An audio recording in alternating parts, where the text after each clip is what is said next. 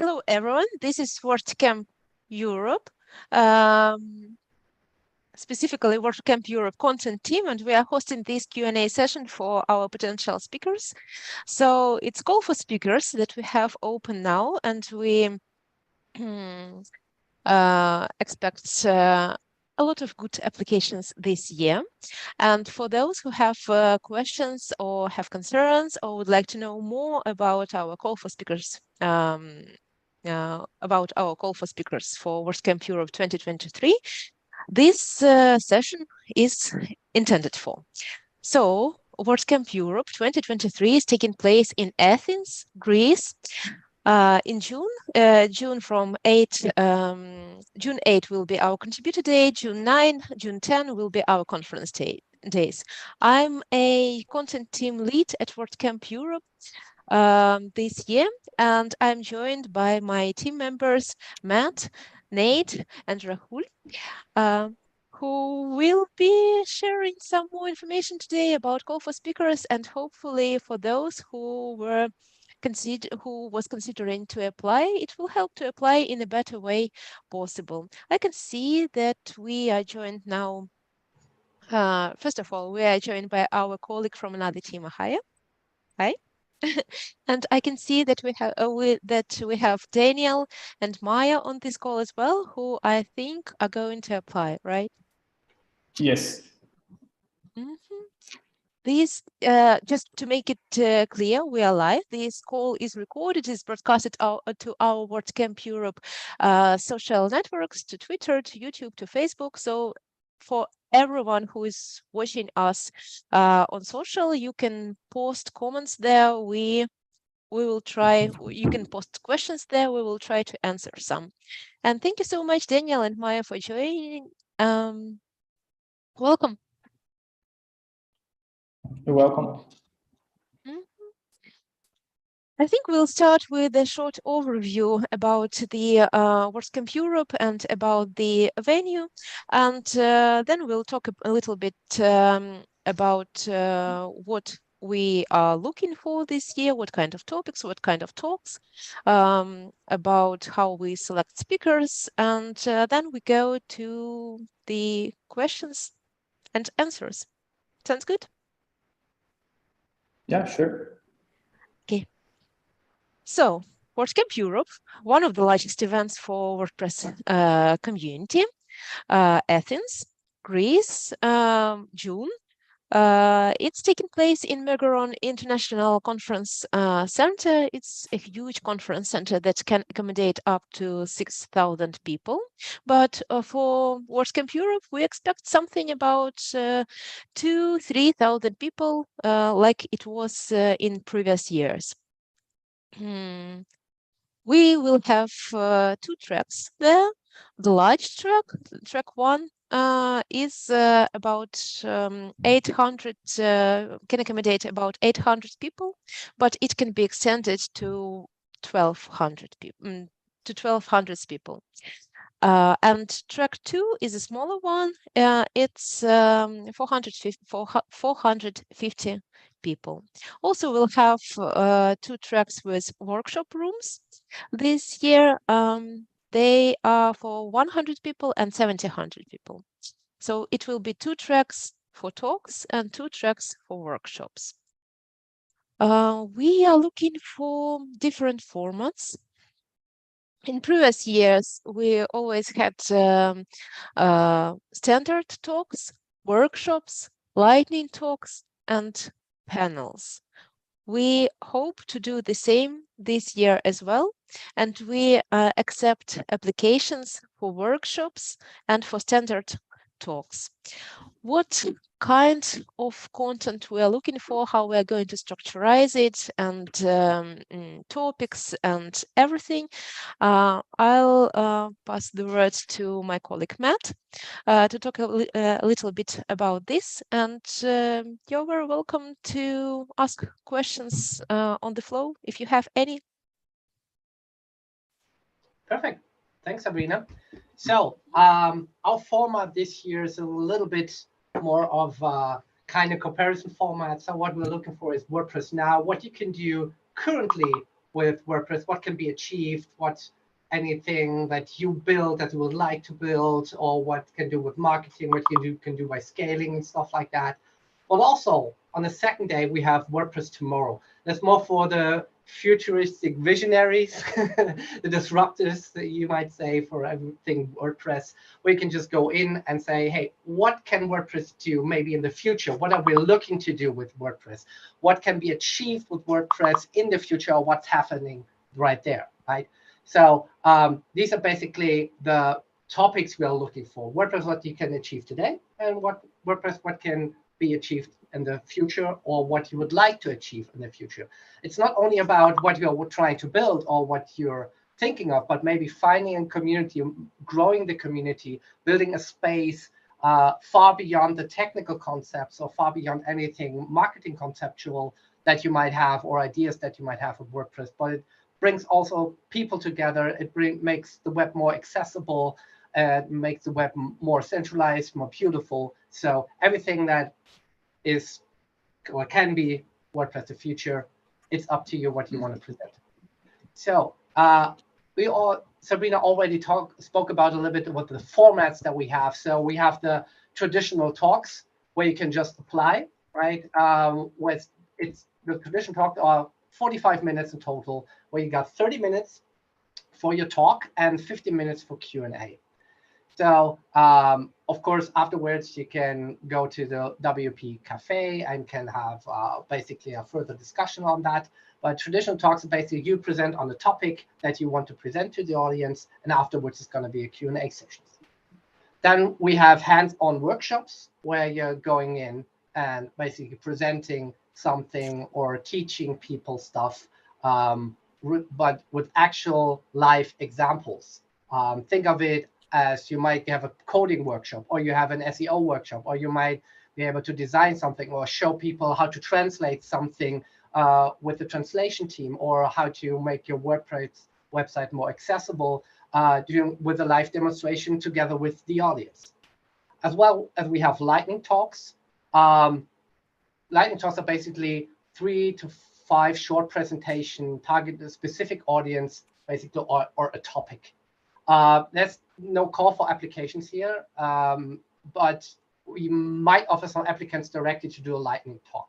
So that's not something you can basically apply for, but it comes on go-by basis. As well as our expert panels on a specific topic.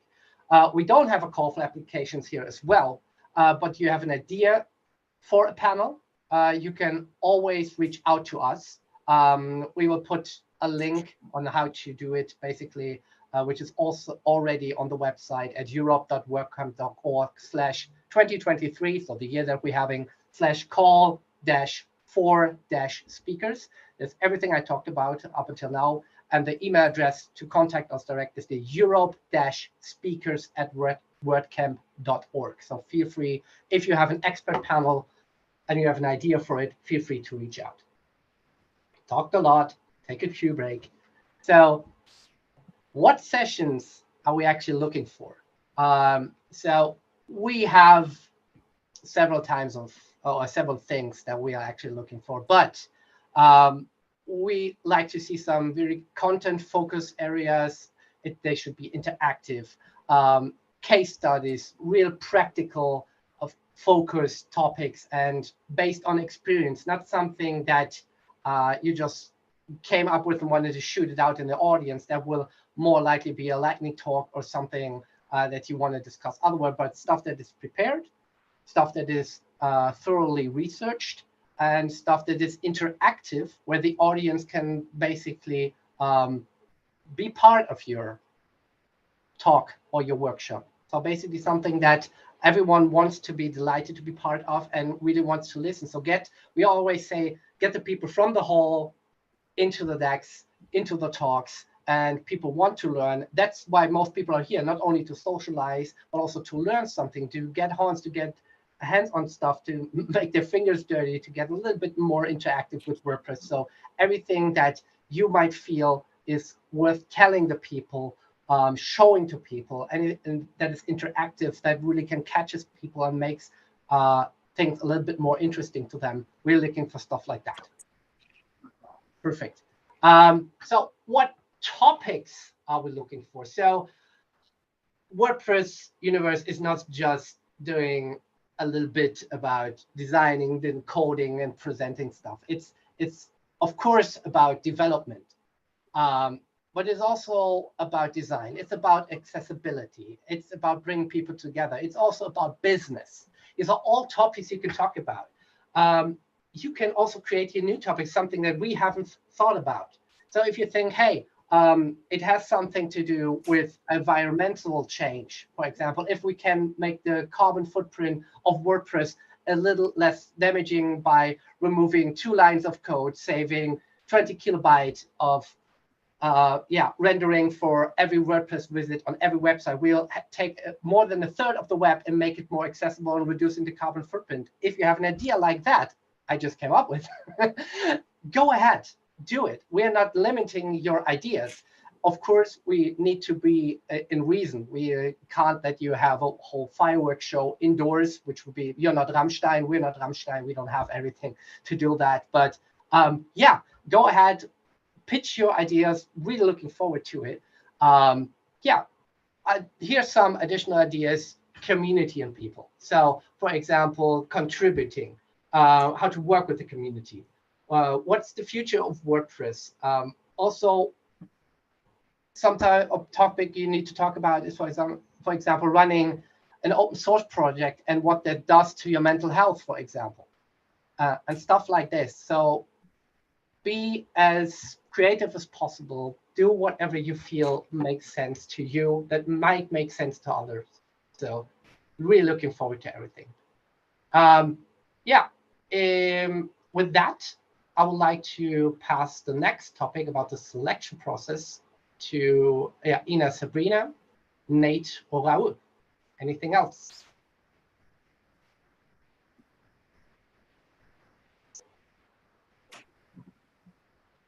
Yeah. Hey, man, I have a I question. think, yeah, please carry on. Sorry. Hey, I have please a carry question. on. Yeah, sure. Sorry. I have a question related to the application because I already applied for a traditional talk. However, I can easily change to, for example, to a workshop or to something more interactive. Because right now, I teach more than 250 students in Brazil related to Power BI and page speed optimization. And I have about 100 websites cases that I can mention, and I can show how to do like advanced optimizations and the impact of those. And I'm also leading a web team on North America with related to the e-learning technology. So just came in my mind if should I change the format to a traditional talk, for example, to a workshop, and that would be better, but I'm not sure if I can submit, for example, more than one application or just once.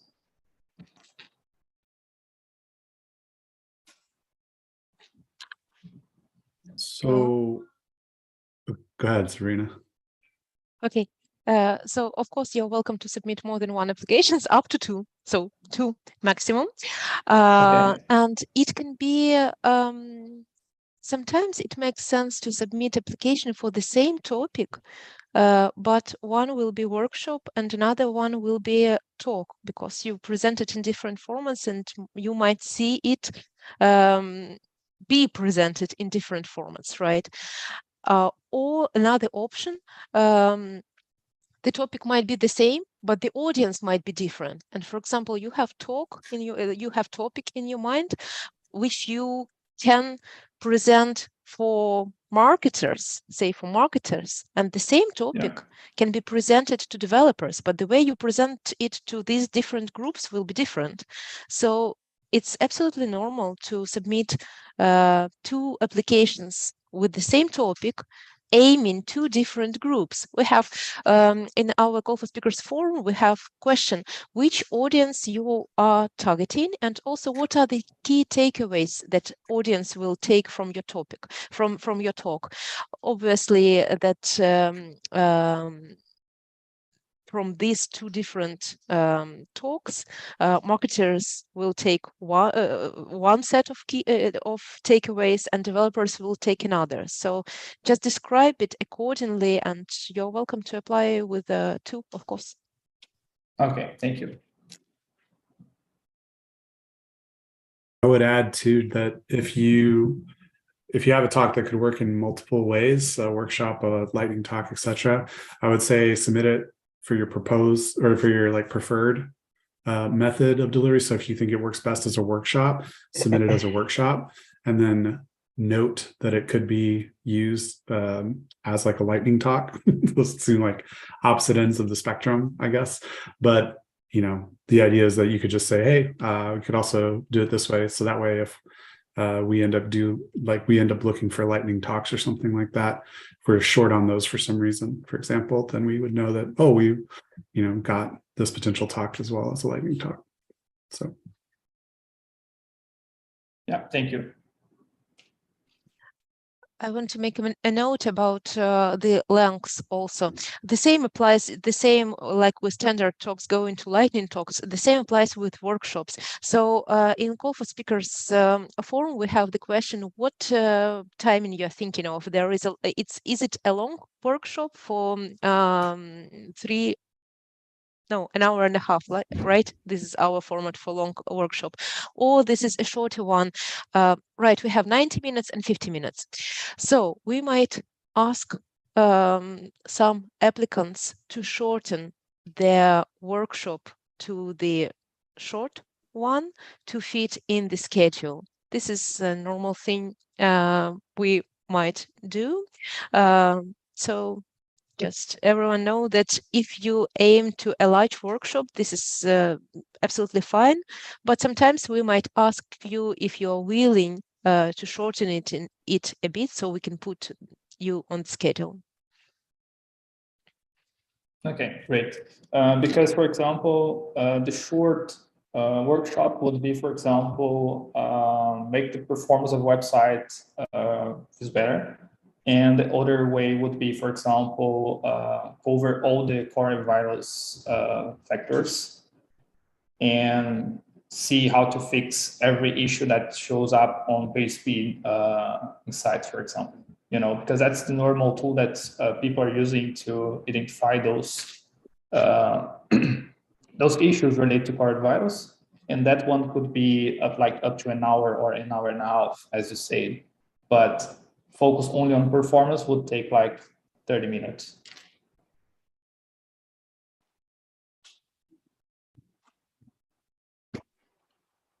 Yeah, you're welcome to do in the format you see. No one knows your topic as you do, and no one knows the way it should be presented in a better way than you do.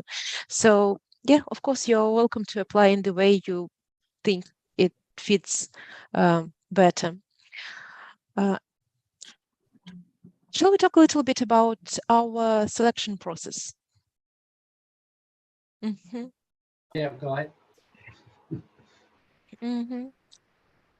So for selection process, first of all, what is our final goal as a content team at WordCamp Europe?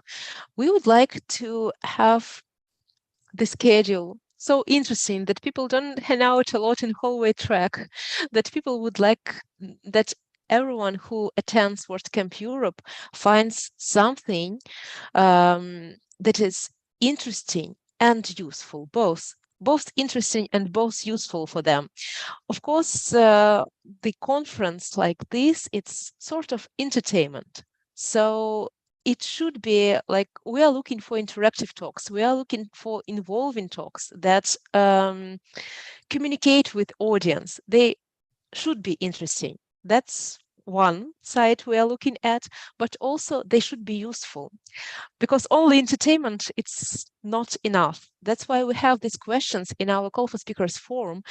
What audience will learn, what people will learn to do, practical things they will be able to learn to do from your session that they were not able to do before.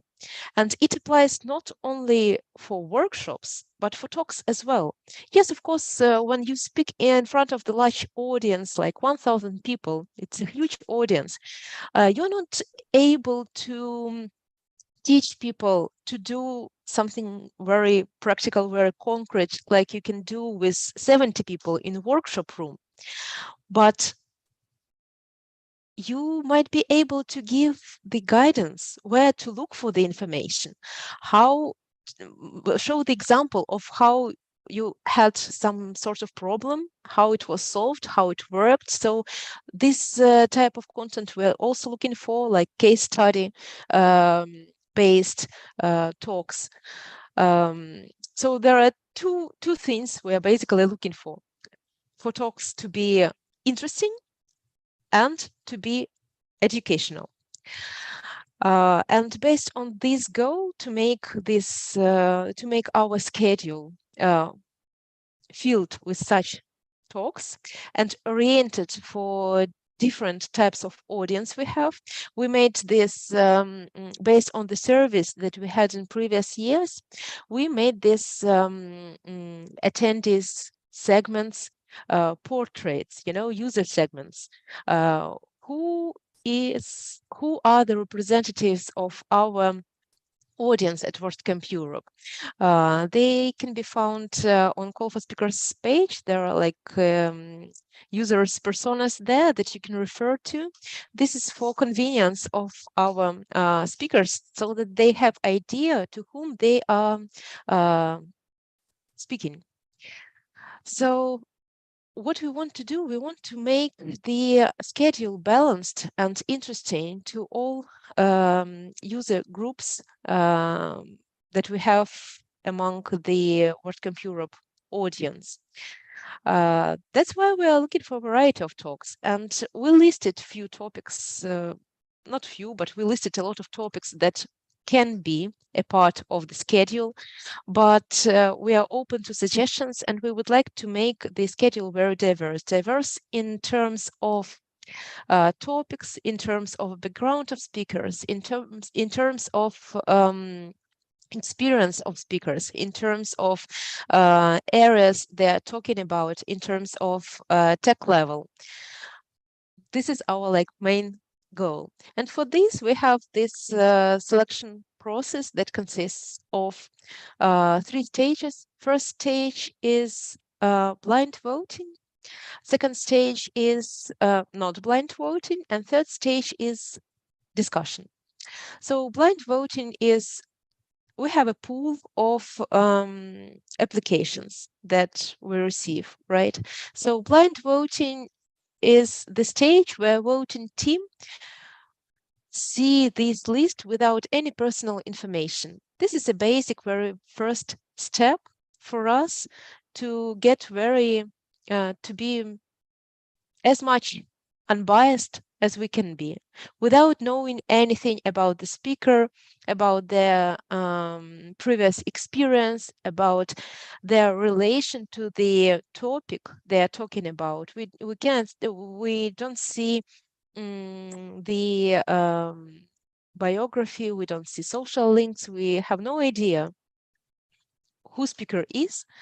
We try to evaluate at this stage the topic itself, and is it relevant, is it actual, is it interesting, does it fit into the entire frame of WordCamp Europe? That's what we are trying to do on this stage, and to get idea of unbiased evaluation. The second stage is where voting team votes knowing who the speaker is.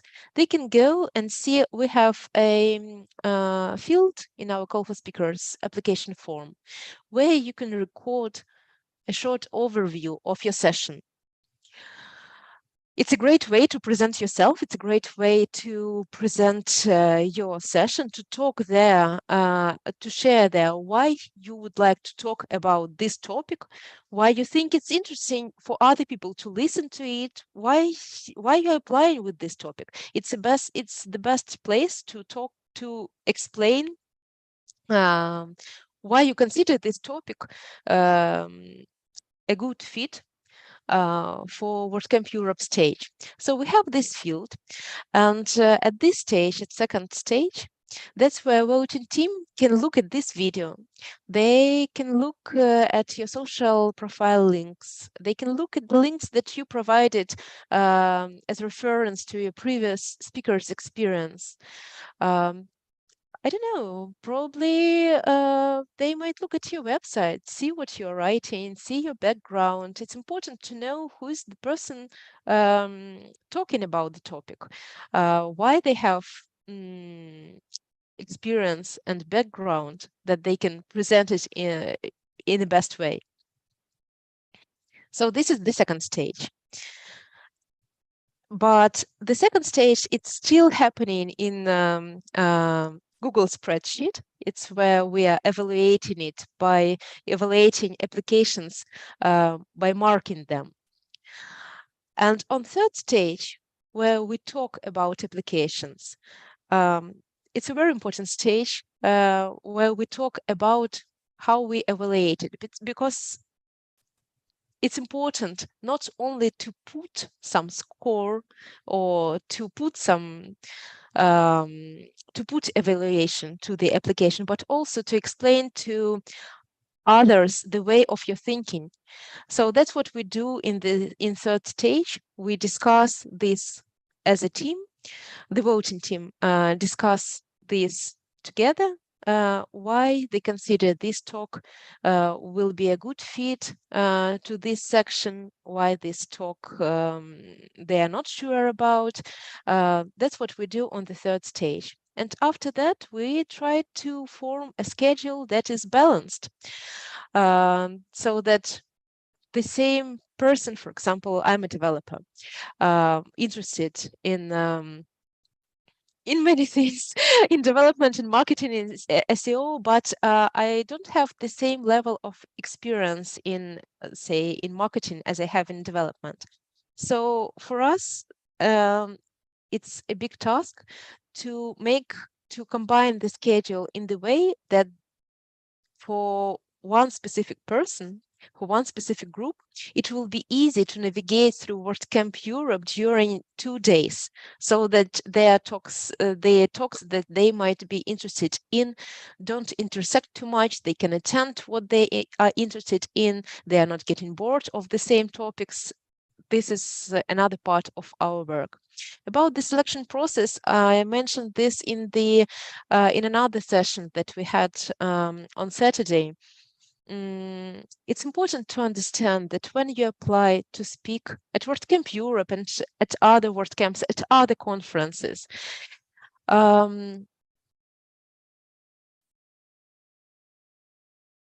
the answer to your application, yes or no, it does not necessarily evaluate your application itself. If you applied to speak and your talk hasn't been selected, it doesn't mean you applied with a bad topic or it was a bad application or anything else. I mean, if you applied to speak and you're not selected, and it will happen to a lot of people because we have a lot of applications and a lot of them are good, let it not discourage you from applying to speak to another WordCamp or to apply to speak another time at WordCamp Europe. We cannot accept all good talks applications that we have. Also, we cannot accept everything because the time is limited. We cannot accept everything we would like to, but also we try to make the schedule balanced in the way it's possible. We cannot have talks only on one topic. Even if it's rising topic and it's very popular, it's very important, we cannot devote all the conference to the same topic. So if you applied and your this is like my message also to people who applied in previous year. If you applied to speak at WordCamp Europe in previous years and your talk hasn't been selected, let it not discourage you from applying to speak this year. it will be another application. You've got another background now. You've got another, you've gained more experience now, but also it's another selection of talks and times has changed. So if you applied before to WordCamp Europe and you haven't been selected, please apply, consider applying this year also. And the same goes to the next years. If you apply this year and your talk is not selected, do apply next year again. It makes a lot of sense to do this. Don't hesitate to apply. That was my mixing here.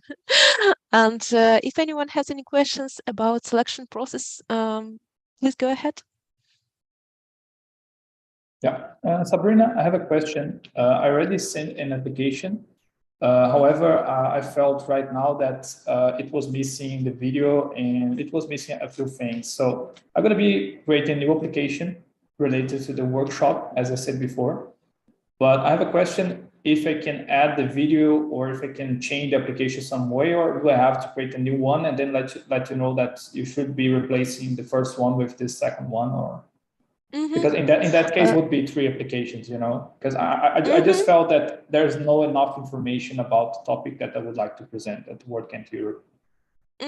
If there is just one line that you want to add, for example, a link to the overview, just write a note through the contact form or directly to our WordCamp, to our content team email.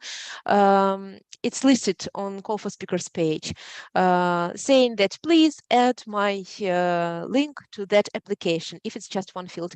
If it's more than one field, it will be easier perhaps to fill in your application and mention there is last question there if you have any questions for us. Just to make it clear, of course, we read everything and we read it many, many times. Like everyone from voting team will be reading your application many times, and it will be noticed. Everything that you write, everything will be read many times. So if you put there in the comments that please disregard my previous application that I made on such and such date, or if you don't remember the exact date, at least mention the week or something, the year. We will see it and we will consider it, of course. You might also check your email. You might have received a copy of your submission. So from that, right, you can figure out the dates and time and other details. That's right. Yes. Let's talk about the timeline, Sabrina. Timeline. Timeline. Yeah. Yes, of course. So we plan to close Call for Speakers on 5th of February. Sometimes it happens that people will, actually it happens every year that someone will be messaging us asking if it's okay, is that they sent in application late, can they send it like few hours after or something. We don't have, right now we don't have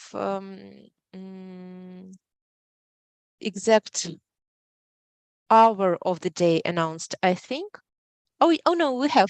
Our speaker application will close on Sunday, February 5th at 11:59 p.m. Athens local time. That's what we plan to do. So please try to send your application before this timeline. But if it happens that you send it after this deadline and Call for Speakers is still present on the page, we will consider your application as a backup speaker. That's what we did in previous years. So if you send in email after the deadline, we will consider your application as a backup speaker. If you want to be considered as a usual speaker, please make sure you send it before the deadline. So we are planning to close it on 5th of February. Then we will have this selection process in place, and it takes a lot of time. It takes about 3, 4, sometimes 5 weeks to select speakers. We have a large pool of applications. We are trying to go through each application very thoroughly So it will take us a few weeks to select applications. And you can expect that we will get back to you with the answer, whether it's yes or no, something in mid-March, second week of March, when we plan to give response via email to people who apply. Then we get confirmations, and also I see visa letters. Yes, so some speakers might need visa letters to arrange their traveling plans, and we understand that it's hard to arrange your traveling plans without knowing if you are speaking or no. So in mid-March, when we come back to you with the answer, if the answer is yes, if your application is selected, we will ask you if you need any documents for your visa application. And if you do need them, we will try to provide them as soon as possible so that you can apply with your documents and we won't be a bottleneck for that. We plan to start announcing speakers in second week of April. And basically, speakers who are selected, they will have a month and a half to prepare their talk, to prepare their slides. Our usual deadline for slides is 1st of May.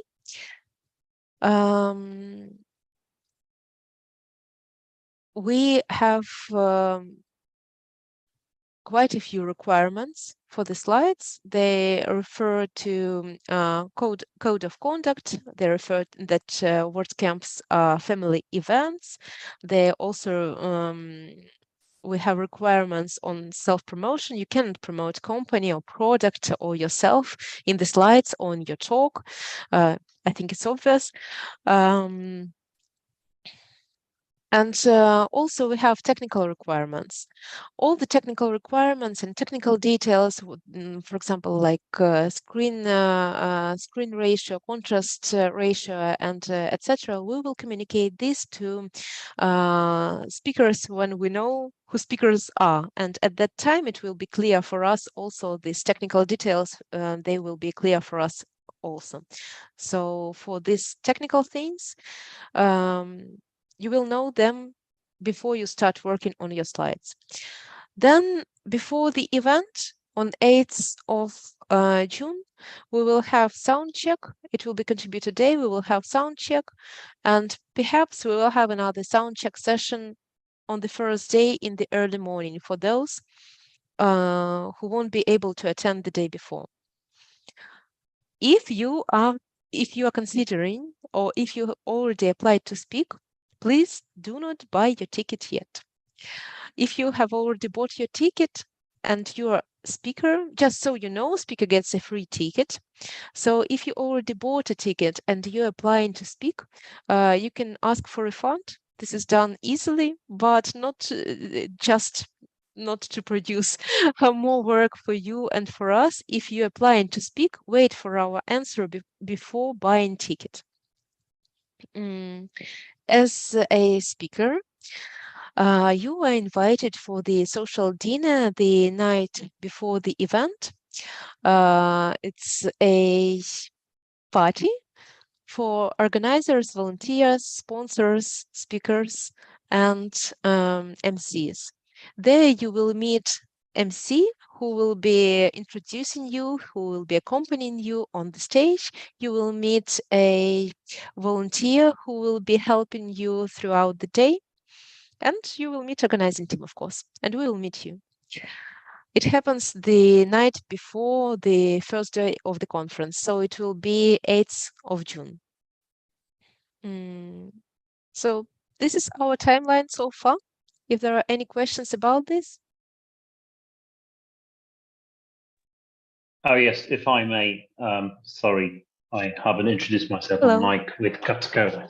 It's a pleasure to meet everyone.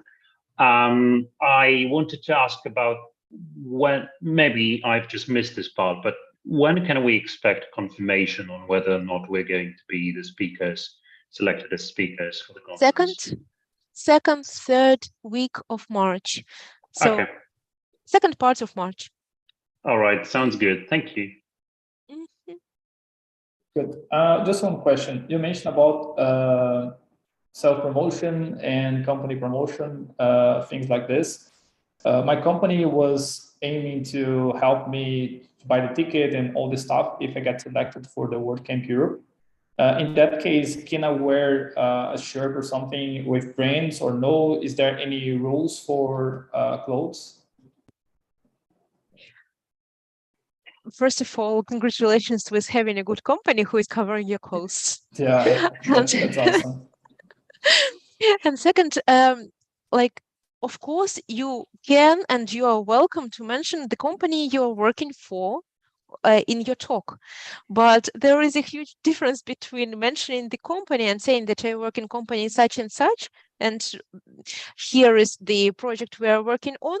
Like I would like to talk about, and promoting and pitching this conference. The talk, it's I think it's obvious. The talk shouldn't be devoted to the company and how cool the company is, or how cool the company's product is. It shouldn't be devoted to it, but mentioning it.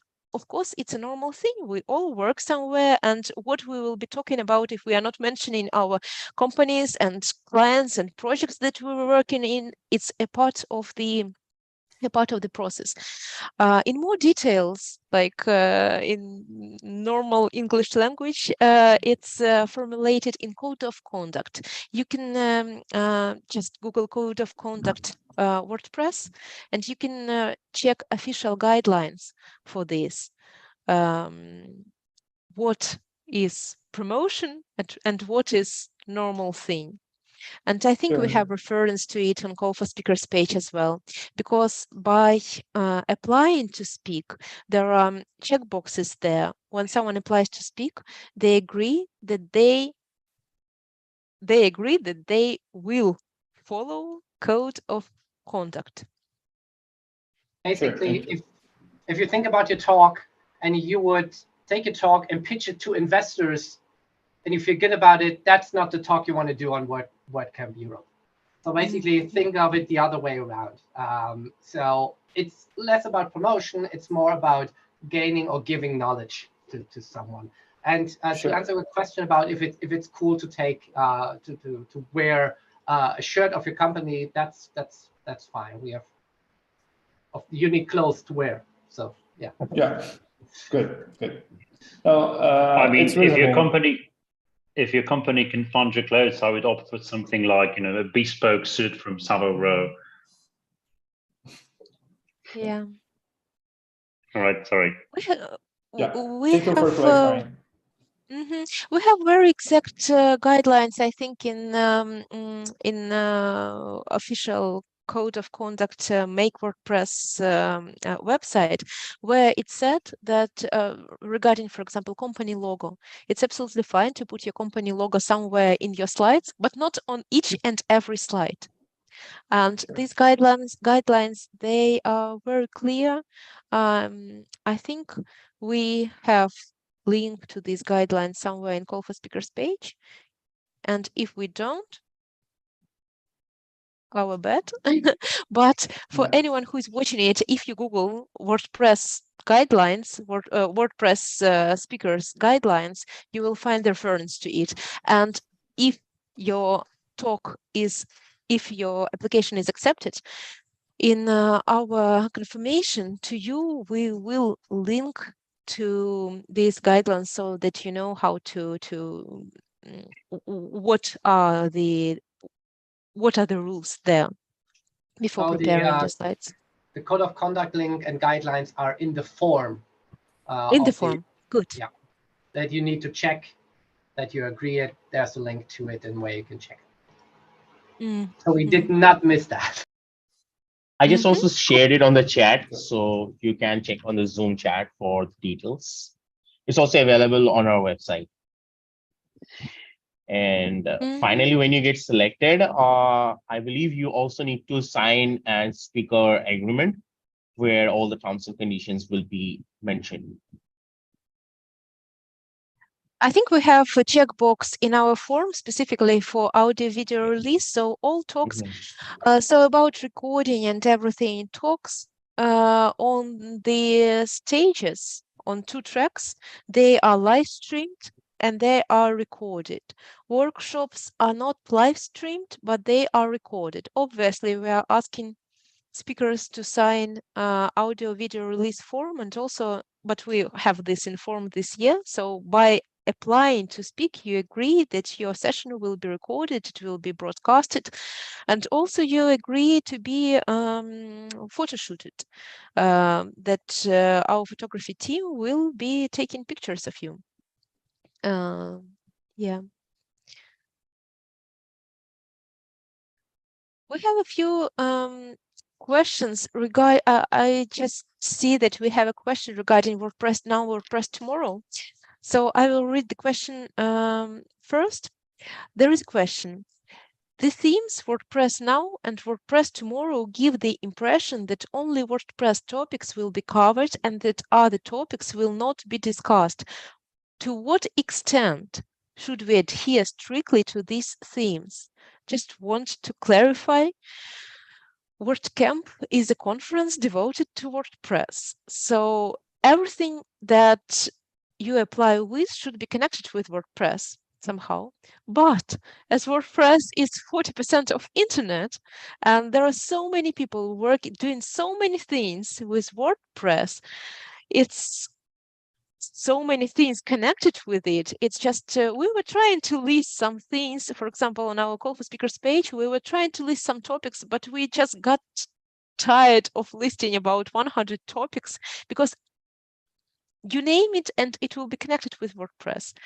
So when you apply to speak about something, it can be anything you work with, but it should be connected with WordPress. I'll give an example. For example, artificial intelligence, it's a very interesting topic. It's very trendy, it's very actual, it's very relevant. But we would like to hear about artificial intelligence in connection with WordPress. So if you are expert in some field and you would like to share your expertise in that field, please apply, but mind that it should be connected somehow with WordPress itself. We had a talk last year at WordCamp Europe from the doctor, from ophthalmologist, I think, but it was about WordPress in the end, how we perceive colors. It was about accessibility, how we perceive colors, how everything works when we look at screens, at different screens, what happens, how can we do it better, how we can make websites more accessible. Yes, it was about vision. It was about some human physics there, but it was connected with WordPress. And the same goes with many other topics. So WordPress now and WordPress tomorrow, it's, yes, we expect talks to be connected with WordPress, but the variety of topics, it's up to you to decide what the exact topic will be. Yeah, I just would like to say something that I always talk to my audience and to my students as well. At the end, everything is HTML, CSS, and JavaScript. So if there any improvement that can be made for HTML, for CSS, or for JavaScript, for accessibility, usability, that can be applied through the WordPress site. That's true. At the end, everything that's related to the internet is something related to the WordPress. That's my point of view. Mm-hmm. We also have a question about, it kind of relates to the previous one. How do you know if you should pitch something as interactive talk or a workshop? What are pros and cons of each? Just to make it clear, like a session can be very interactive. It's not only workshop that can be interactive.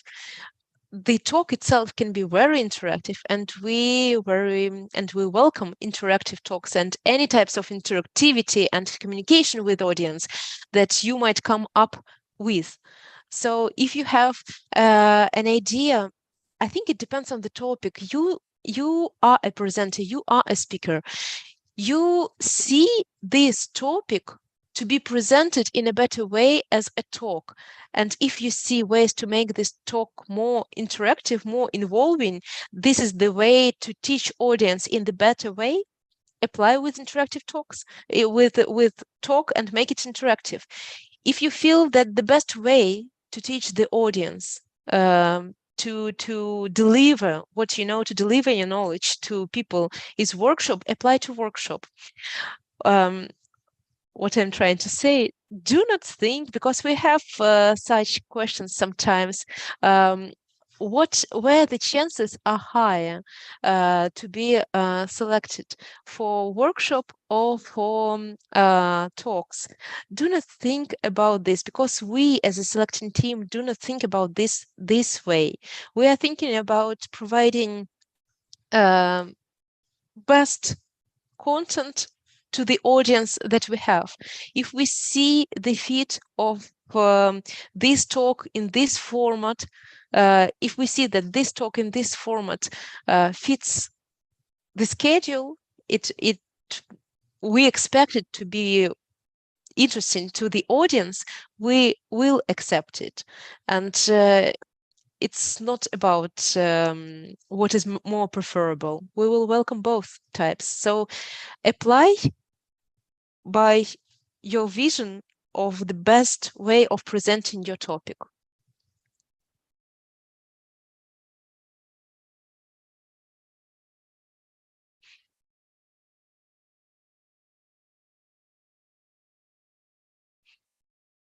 Do we have any more questions for now?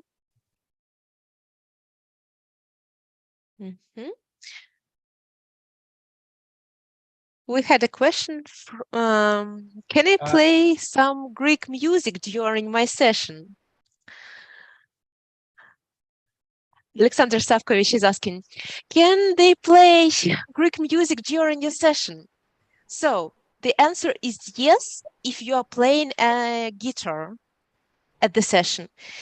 If you are going to play it recorded or live during your session, we don't have an exact answer right now. We don't have an exact answer what you will be able to do on this stage and what you will be not.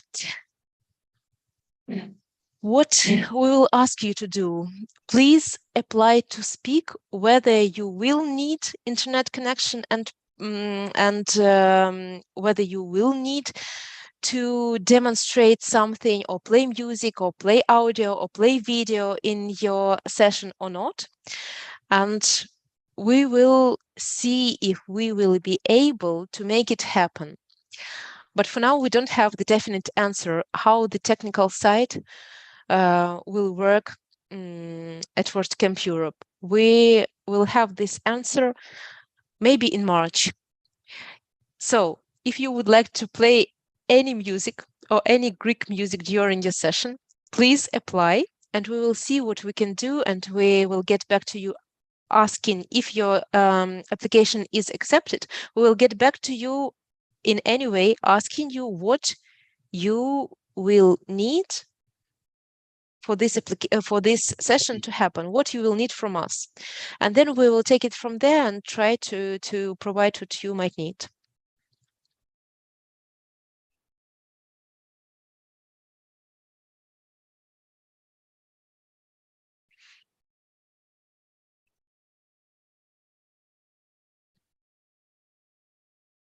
All right. Do we have anything left unanswered? I just would like to say that I'm really glad to be here in this webinar. It makes, I have all the answers that I was looking for right now. And I hope I'm going to be presenting at the WordCamp Europe, you know, just waiting for the answer. And I'm just thinking right now to improve the content and also improve the way that I'm going to be presenting, because this call just make me think out of the box right now. Thank you, Daniel. Oh my God, I just remembered there is important thing we haven't mentioned. Like when you apply to speak, you might need something, like you might need support, but you might not be knowing that you need support. But we have mentorship program, we have speaker support program, and we didn't even mention it. This is such a shame. We have this, we have links to our mentorship program and our speaker support program in Call for Speakers page, where you can read about it in details.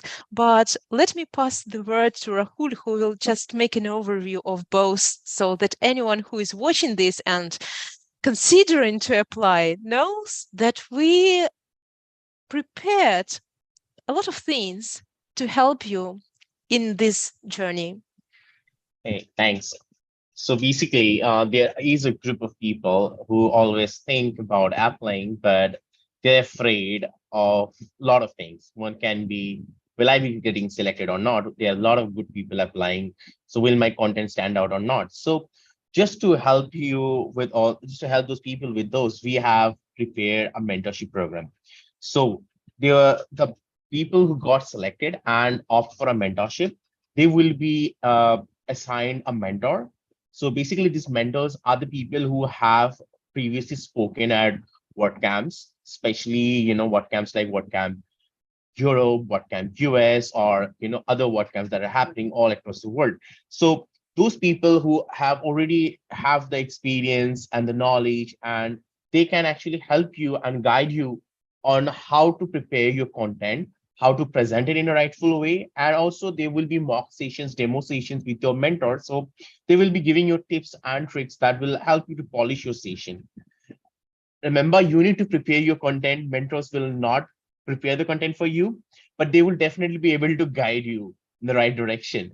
And a couple of things to be keep in mind. I think all WordCamp slides needs to be GPL compliant. So make sure you're following all the GPL and open source guidelines. Again, as Sabrina mentioned earlier, no promotion, no self-promotion, company promotion, nothing like that.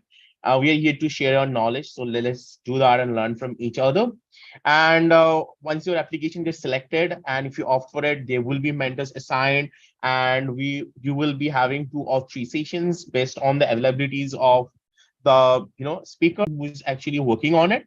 And as you get selected, we'll share more details on the email. And in the workshop, some of the best practices to follow is, if you're applying for the first time or speaking for the first time, it's quite normal to be nervous. Just don't think that there are a lot of attendees. Just think that you have a lot of friends sitting in front of you and you're talking with them. If you get nervous, take a deep breath and keep talking. Always remember, you have one of the best content. That's why you are on the stage. I think these are the few things that I want to share. And we also have, I think just 2 minutes left. So I will pass on it to Sabrina to close the session.